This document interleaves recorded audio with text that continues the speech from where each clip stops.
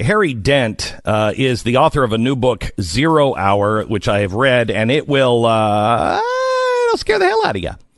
Scare the hell out of you because it's got a lot of charts and graphs and everything else.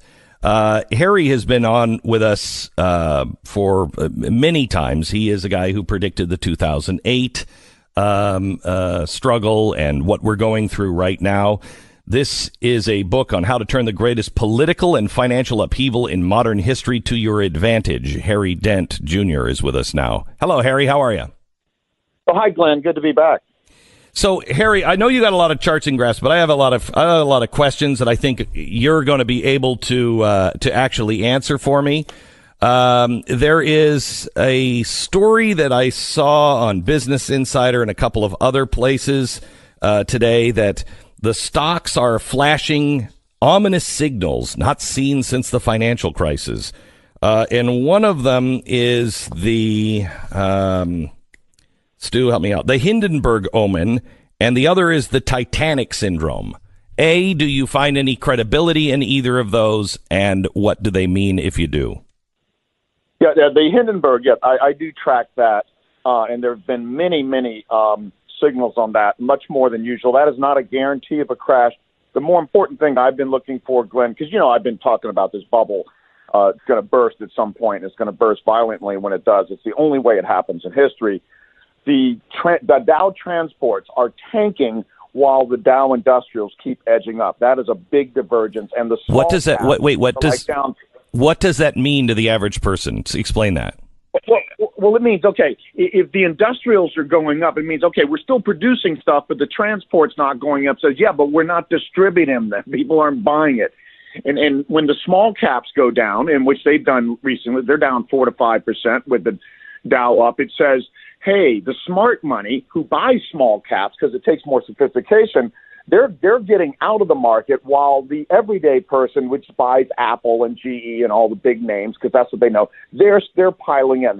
So those are the two divergences I've been looking for. They are starting to show warning signals, and I take that more seriously than the Hindenburg, because the Hindenburg can happen a lot and you're still not going to crash, although it's a sign that it's more likely. This is the biggest thing I look for, and this is starting to happen. I think we're in a topping process between October and December or January, and I think the thing, Glenn, that I warn people, because everybody says, well, Harry, if this thing's going to burst, I'll just wait until there's signs and when my stockbroker tells me to get out. First of all, your stockbroker will never tell you to get out. Yeah. When bubbles crash, the first crash, and I've averaged every major bubble in the last century, the first crash tends to be 41% in 2.5 months, so it's too late when that happens. So, yeah, it's better to get out a little early and be cautious. So I think these warning signs are saying that we're getting close. If you look at the charts, I mean, this is just like, what we said in November, as soon as Trump got elected against the odds, and of course we were warning that was likely because of this populist movement we were seeing happen. We said, hey, we're going to have another 20-25% rally. Even though I've been cautious about stocks, I said, no, this market says it is going up. It is expecting a big tax cut, but we've seen that rally. And it has been 20 to 25% since then. So I think we're getting very near a top. And when this thing goes, and people say, oh, governments won't let this happen. Governments create the damn bubbles. They created the Roaring '20s bubble, and then the Great Depression came. The Fed was created in 1913, and then 20 to 30 years later, you get the Roaring '20s and the greatest depression of all time because they goosed up the economy artificially by cutting rates, making money cheap, free money always creates bubbles. Well, that's what they've done here. So for somebody to say, oh, the central banks, the Federal Reserve won't let this market crack, they're the ones that have created this extreme thing, stretched the market so far. And when they go, it's like a rubber band. It's going to be extreme. I'm just telling people, I didn't create this darn bubble. Get out of the way. Okay, so Harry, I've been warning about this for a long time. I thought we were not as resilient as we are. I expected this thing to come crashing down just because of the money printing and the extraordinary levels of debt, which not just the government debt, but the debt that we have as Americans. Our credit card debt is what, 119 billion, and we're starting to default on those, and people have jobs now. I expected this to go a lot earlier. Why do you think it's this time? Well, it's hard to argue with $14 trillion of free money being created. It's hard to argue with mortgage rates that are 4% when they ought to be 6%, and car loans, are 2 to 3% and they ought to be 6 to 7. I mean, everybody's getting a free lunch here, and stocks are going up, 20% a year instead of the normal 7% adjusted for inflation. And everybody's getting a free lunch. Mortgage, housing's going up 10% instead of the 3% inflation. So everybody's getting a free lunch, and it makes everybody kind of high. I don't know a better way to say it. And people don't want to hear the bubble's going to burst. I get lambasted all the time, and I'm like, look, I'm just the messenger. I've studied history. Bubbles build. They're totally recognizable. I have a whole bubble model that tells you how it's going to build, how much it's going to crash, how long it's going to take to crash. There's nothing black swan about these bubbles at all. It shouldn't be a surprise. People go into denial because they don't want it to end because everybody's getting something for nothing. So governments don't want it to end. You put the reason why your book, I think, is accurate on at least diagnosing the problems is you have several chapters on revolution, and the world is going into revolution.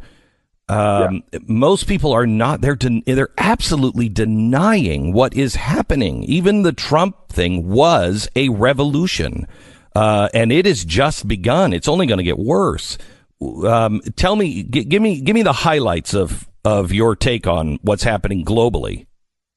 Well, I've been talking about it for a long time. Yeah, we're going to have a crisis financially just because we got bubbles and debt bubbles, and these things are totally predictable. But I've also been saying we have a 250-year revolution coming. The biggest thing to happen in all of modern history was when Sally met Harry. Free market capitalism met democracy in the late 1700s. I mean, that's the biggest thing that's happened ever.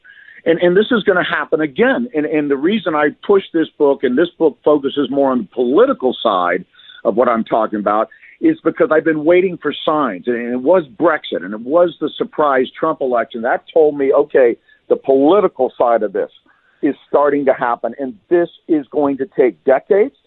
We've got a backlash against globalization. The special interests have totally taken over democracy. Central banks have totally taken over free market. We're destroying the golden goose that made us rich in the first place since the late 1700s, and all of modern progress has come since those two things came together.